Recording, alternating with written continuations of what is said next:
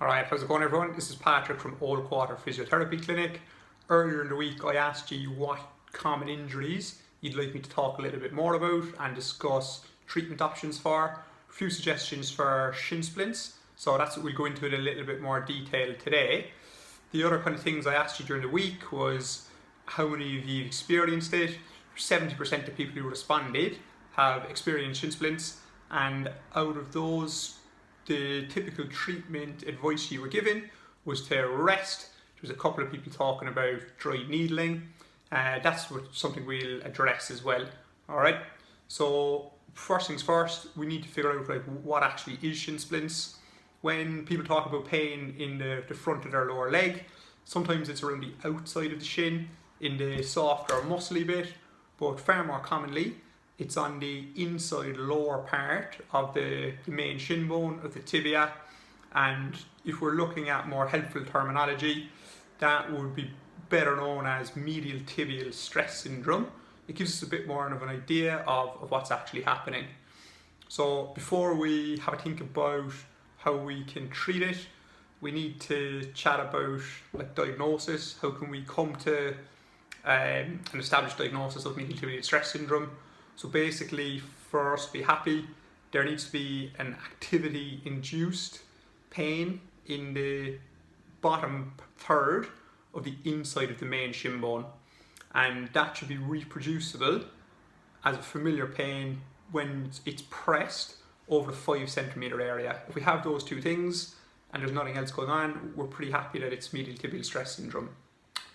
With that diagnosis in place, it's useful to think about what's actually going on in the body when you experience that.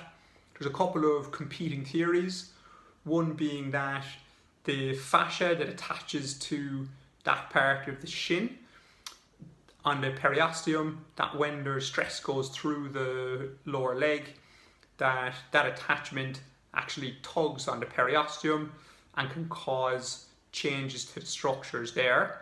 The other mechanism that probably has a bit more support behind it is a bone stress model.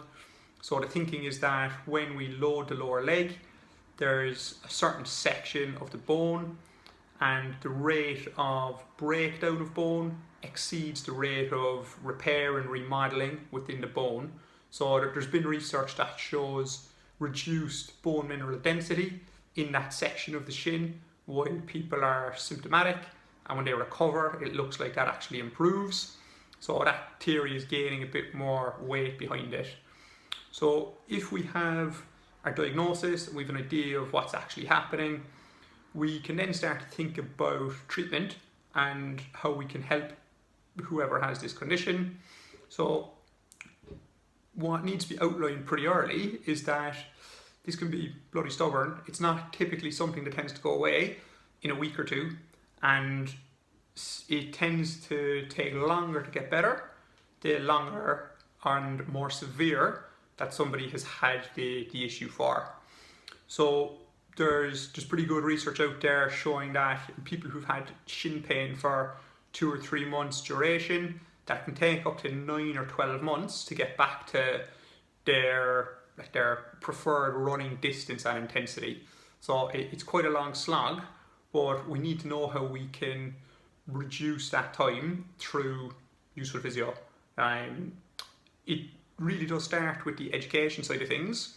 So it's important that people know that this is something that you shouldn't be trying to push through and grin and bear it, because typically the symptoms just tend to get worse and more debilitating.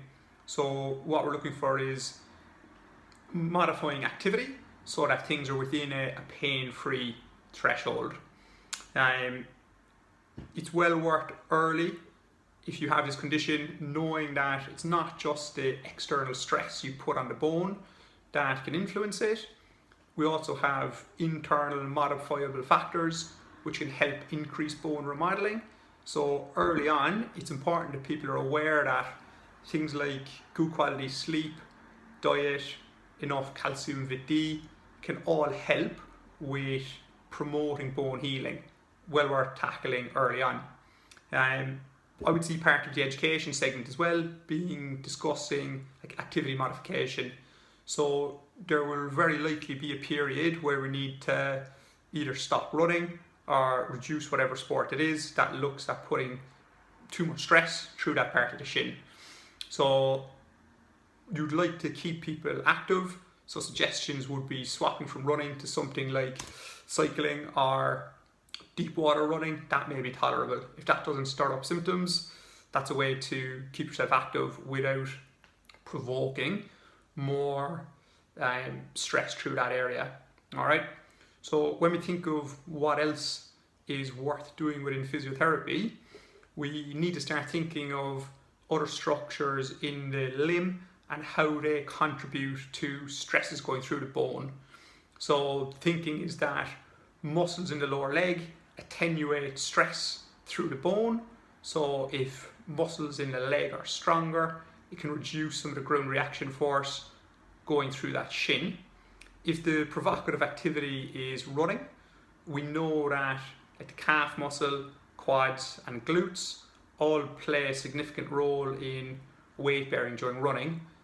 The secondary reason for training the calf complex, so the plantar flexors, the gastroc, soleus and toe flexors, are that they essentially attach to the tibia itself, and there's a theory that during loading the tibia bends, and if we can reduce the bend of the tibia by those muscles reducing the deformation of the bone, that can reduce stress going through it. So there's a couple of reasons there to really hone in on plantar flexor strength and endurance training. So if we've strength training covered quite well and we've modified our activities, we'd like to be seeing some progression and thinking about starting to return to favourite activity. So if we take running as an example, we know that we need to start introducing some sort of impact to the exercises. So we could look at running through simple impact progressions, introducing things like a front, reverse lunge, side lunge would be an appropriate place to start. If they're being tolerated, you could look at some simple sub-maximal double leg hopping. You could move towards something like running on the spot. All the time we're monitoring response to how these are tolerated. Then we'd look at moving in towards single leg hopping, and if we're tolerating in, I would say, at least 30 seconds single leg hopping, then we're thinking about it being reasonable to introduce short bouts of running. So there's loads of different advice out there on return to run programs. I find that they're best done on an individual basis. There's rarely a kind of one size fits all program for that. With the running example, as it's a key injury, accounting for about 16% of all running injuries, that population are worth focusing on.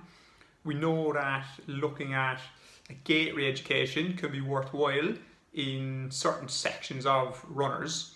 So we know that runners who overstride, so if they take a long stride and land with a high ground reaction force through the heel, that they experience greater stress through the shin. So it would be worth for a period of time trying to shorten stride length in that population to reduce stress going through the shin. That's something that may allow them return to running, and as they return to a pain-free running, you can look at them going back to a more natural gait. The shortened stride isn't necessarily something they need to keep if they're on top of managing their overall load.